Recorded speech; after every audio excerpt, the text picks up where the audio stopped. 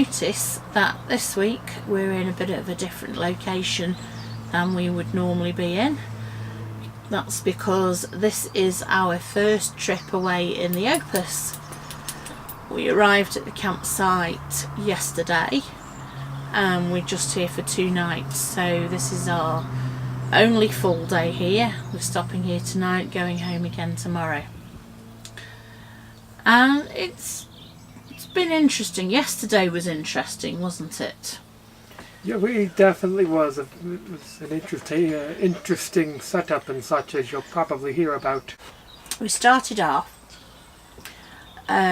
hitching up the Opus to the car, and unfortunately I couldn't get the electric cable into the car, and I tried, George tried, and I wondered if I was being a bit ditzy that I couldn't do it. So the dealer that we bought the Opus from has been really, really good and helpful. So we called and explained the problem, and they said that a man named Paul would come out, and it took him about an hour and a half to drive to our house, and he looked at it and it was a faulty connector, so I wasn't being ditzy, so that was good. It's good to know I'm not ditzy. So he did a temporary fix on that, and he's going to come back and replace that cable, so that'll be fine. And then we'd made the rookie mistake of not actually putting the Opus up beforehand and getting everything in that we wanted to get in, like plates and bowls and cups and cutlery and pots and pans and that kind of thing. So everything was piled up in the car, and by the time I'd got everything in the car, was when we realised that there was only space for 2 people and the dog. So John ended up getting a cab, which in a lot of ways I preferred, because I think it's been explained in other videos that we've done that I enjoy meeting and visiting with people. So this was a new person to meet and visit with. So John got to meet with a new person, and we were able to make it to the campsite. Now, fortunately, we'd chosen a campsite that wasn't too far from home for our first trip, just in case everything went pear-shaped, so we wouldn't be too far away. So it worked out well, and we arrived at the same time as the cab, so that was okay. Yes, which was ideal, because a slight concern that I had was what happened if the cab arrives before Sue and George arrive.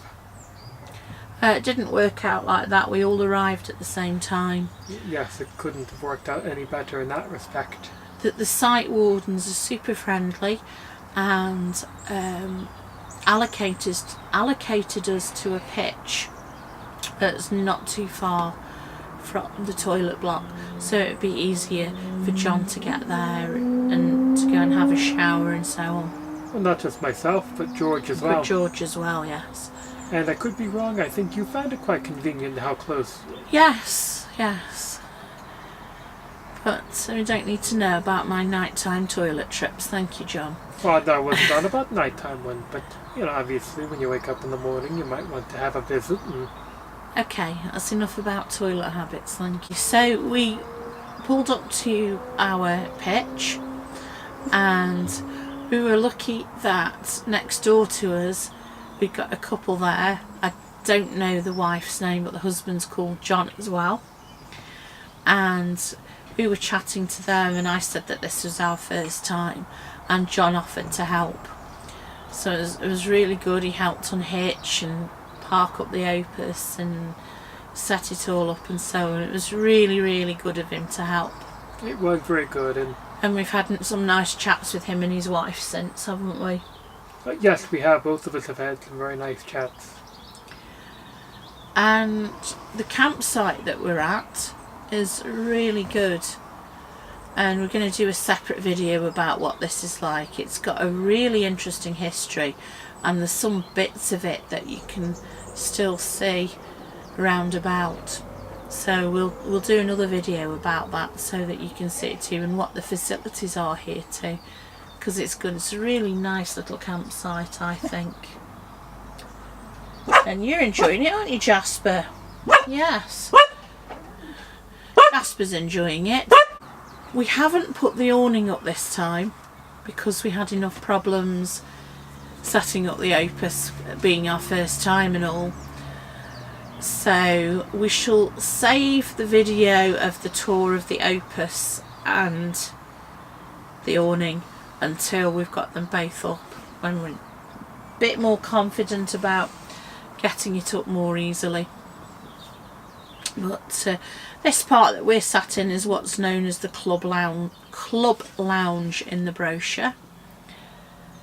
And behind us is George's bed that Jasper's currently lying on and was using to look out the window to bark at people going by.